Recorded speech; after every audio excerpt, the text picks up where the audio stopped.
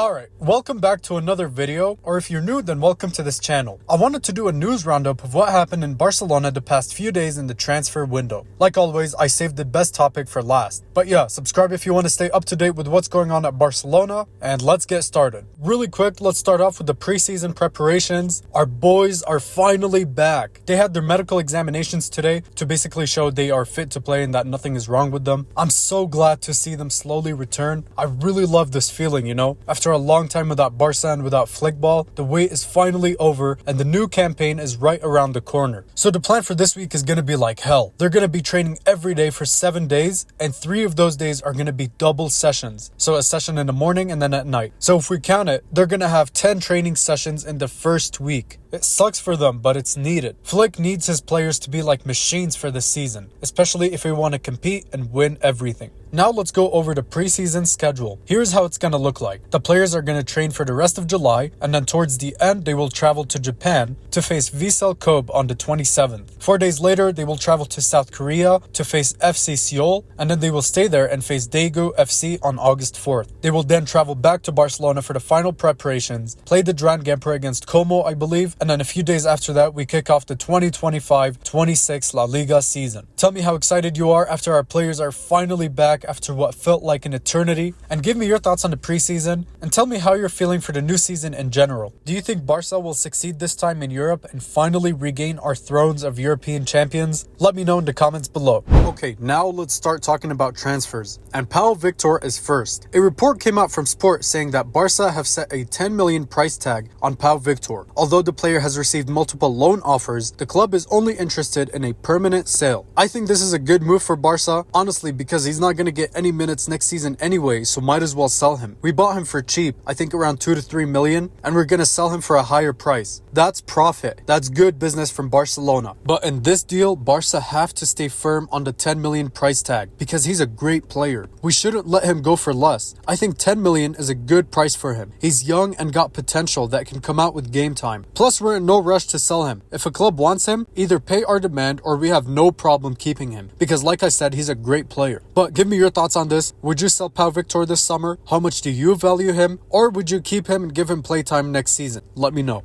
And now moving on to someone that could leave the club, and that is Ter Stegen. He and Hansi Flick had a meeting, and according to many sources, Flick finally broke the news to Stegen saying that he will not be the #1 goalkeeper next season and that he's not in his plans. However, Ter Stegen wants to stay and keep fighting and show that he can still be one of the best goalkeepers in the world. He wants to stay until at least January. It's very obvious that our goalies are going to be John Garcia and Chesney. Stegen is not going to get any minutes next season unless we have a huge injury crisis in the goalkeeper department, God forbid. Otherwise, he's going to warm the bench and be the third choice goalkeeper. If he has no problem being number 3, then he can stay. But if he wants game time ahead of the World Cup and be a starter for Germany, then he should leave this summer. In my opinion, Barca needs to get rid of him. He gets paid way too much to be the third choice goalkeeper. But moving him on is the hard part. Apparently he's got offers from Monaco and other teams, but he's the one rejecting them because he wants to stay and prove himself. Like, bro, leave. You're not gonna get any minutes. But give me your thoughts on Ter Stegen. Do you want him to stay for 1 more year or force him out? Let me know.